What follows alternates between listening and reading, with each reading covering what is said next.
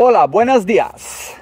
I'm not going to do this one in Spanish because my Spanish really sucks. Although one of the three books is in Spanish, I'm just going to do it in the best English I can. Why am I showing books about the Canary Islands of La Gomera? It's because a lot of people want to get more information about other countries because they want to start a project in another country. And then it's always about which plants can I put here in the ground if I, for example, have a second property in the south of France or on the Canary Islands, such as this case, or on Mallorca. And then you have to just have your strategy. And I'm going to talk about the strategy you gotta have to follow if you want to get to know everything about the new country you're in or want to move to, perhaps. So what is the first thing I always do? I buy a book about the history. I buy a book about the flora. And I also buy A Lonely Planet or another book. I'm not going to show you The Lonely Planet here.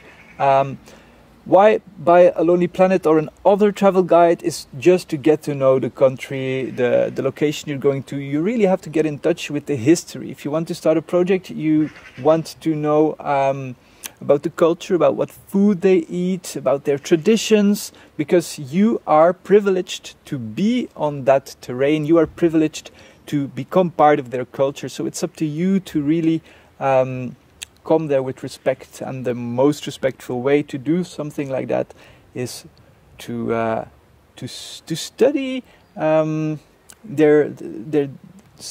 study the way they live, and this way you can approach much more respectfully. So the second thing I really like is to read about the history of the place. For example, here on La Gomera you have the eras of La Gomera, and the eras of course means eras, but also means a round circle where people they threshed the stalks of the grains here.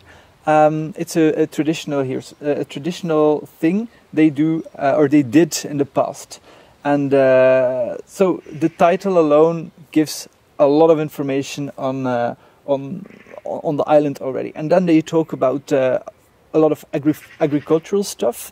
They also talk about the colonization, about the wars they were there, about the indigenous people, what their traditions were. You learn a lot about the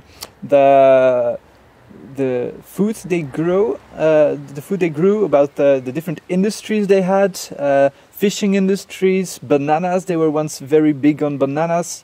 For example, you know, the Canary Wharf in London. Well, the Canary Wharf received boats from bananas from this island.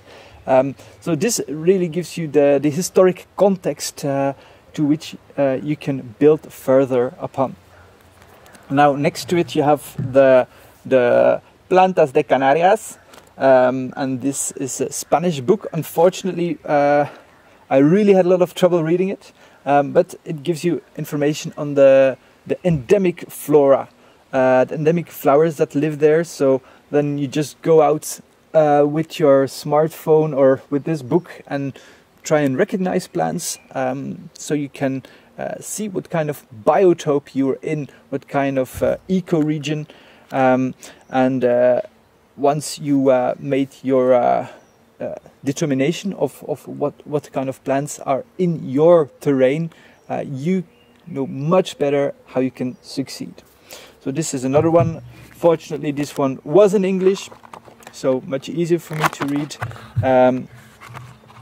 and it gives you just information about a lot of plants. So I'm just showing this as example, the Canary Islands, but you can do it from any place you go in the world.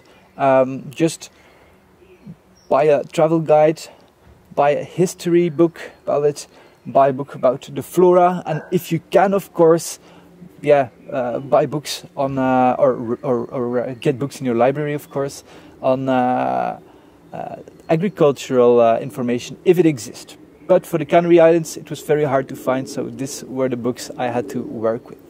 Well, if you're going to another place in another part of the world or another part of your country, I wish you all the luck, and please let me know how you go out and play detective, and how, yeah, if there are any tips or advice you can give, I'm really curious. See you later. Bye bye.